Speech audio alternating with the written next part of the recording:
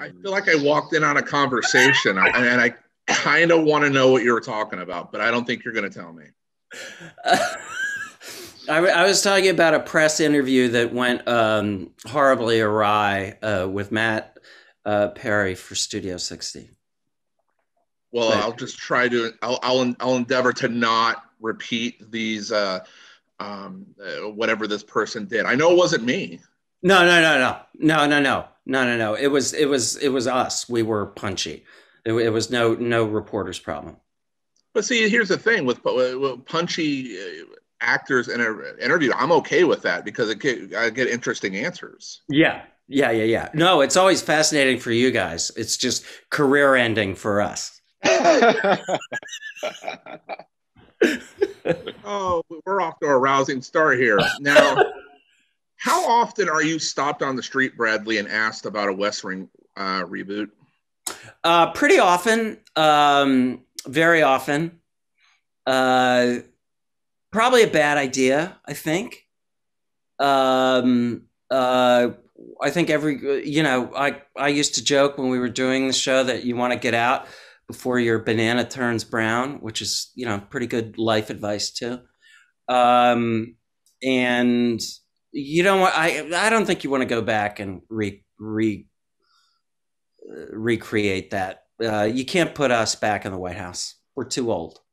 Well, actually, Joe Biden's 80s. And we're starting to go punchy, it seems. I'm just kidding. Yeah. We're getting punchy.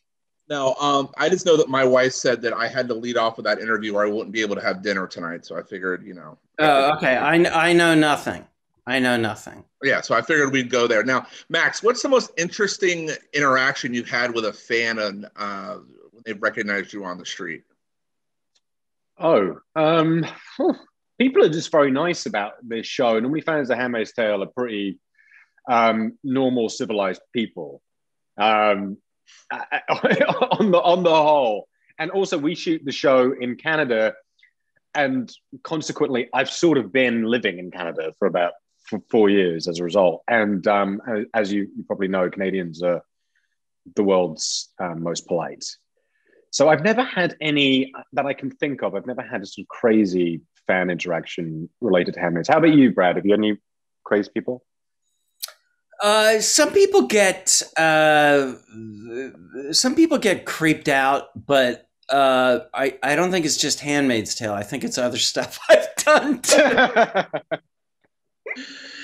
I can tell you that the fan base for the Handmaid's Tale, it's one of the best fan bases out there. They're so loving. They're so behind the show. And when I reached out to the fans through social media about questions you'd want me to ask the both of you, I got besieged. And the one question I did get asked that was consistent for both of you was, how would you, in 3 words, describe season 4?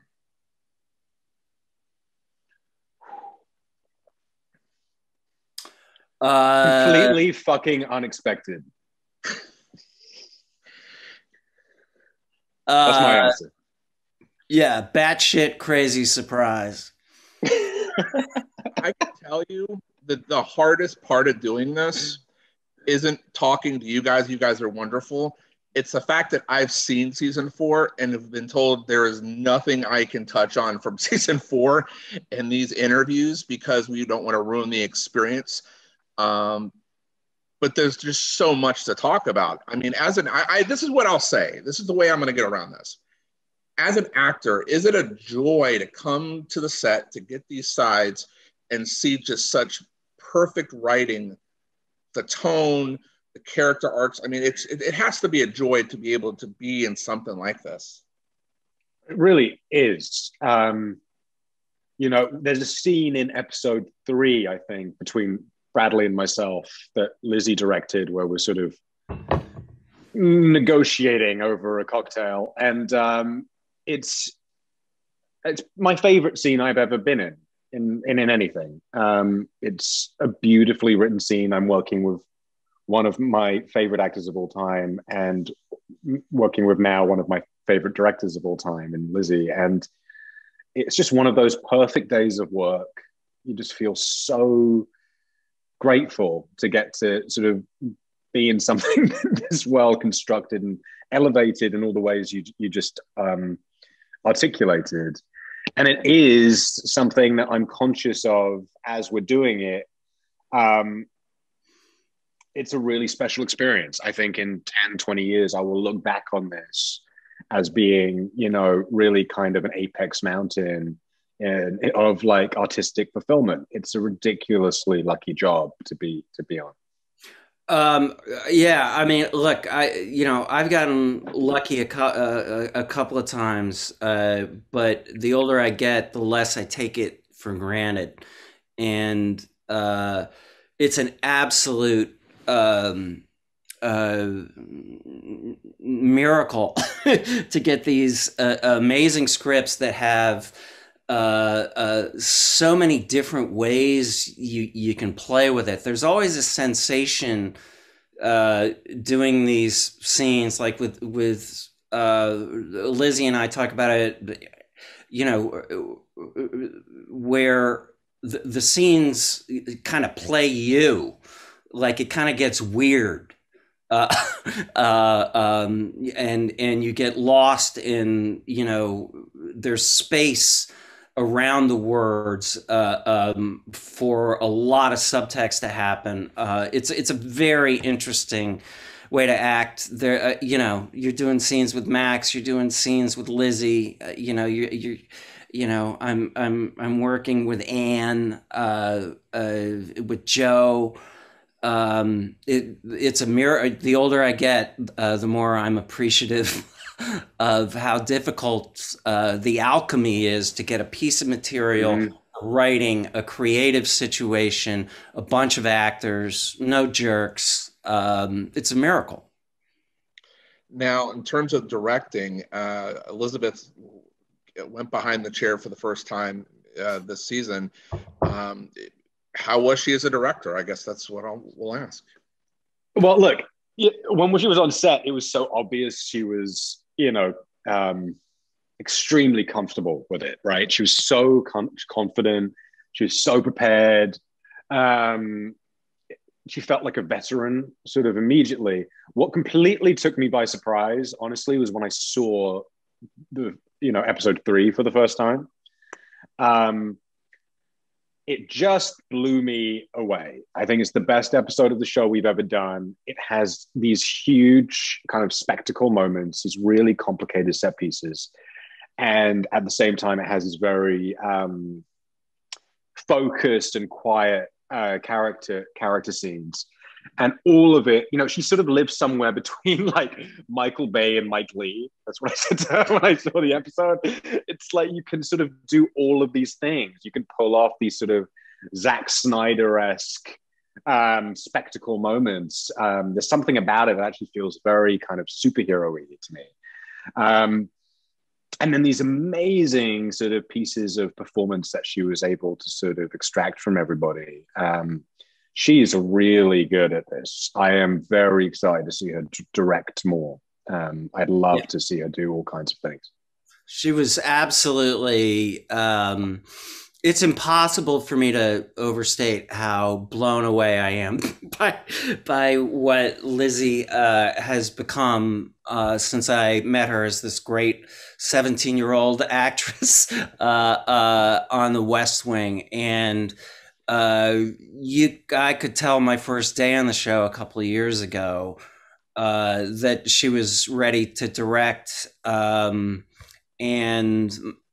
working with her. That episode when we were shooting episode 3, I remember sitting down and going, "Where is the camera?"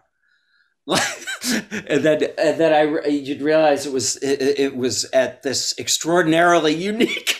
I realized all these angles that she was getting, and I think I said to her at one point, I was like, "Have you been watching The Shining?" And she's like, "Yes, I have." But Lizzie always exceeds my expectations. I think she's giving the performance of a generation. I always say it's like Sophie's Choice, the series. I've never seen anybody more involved at the center creatively of a show. And then, you know, it's one thing for a director to come along who's an actor who knows how to sort of talk to actors in a, you know, in a productive way, which absolutely she could do with every one of us. But then on top of that, she has this incredible visual sense. She's going to be making a lot of stories for a long time. I got to tell you, both of your answers let me down. I wanted you to tell me what an asshole she was or something. Oh, no. All of what I said is just when she's sober, you know. Okay. Well, now we're getting the story. Yeah. No, those other days they're a nightmare. Yeah. Well, that's that. This is what we were going for. We're going for the truth. Yeah. Well, to wrap this up, thank you so much, gentlemen, for your time. But I also want to say, I think you undersell what you guys contribute to the show, because the show, yes, Elisabeth is Elisabeth and she is fantastic. So is Anne, but you guys are an important piece, and you guys are equally as fantastic, in my opinion. And without you guys being part of that puzzle, The Handmaid's Tale isn't The Handmaid's Tale. And especially in season 4, which I wish I could talk about more, but I can't. I don't want to ruin it. There's so, am I wrong, gentlemen? There's so much to talk about. It's crazy. There's a lot of what we could say, but you guys are great. Thank you so much for your time. Thank you. That's very nice. Thank you, mate. Thank you. My love to your wife. I'm not sure how I'm going to take that, but okay.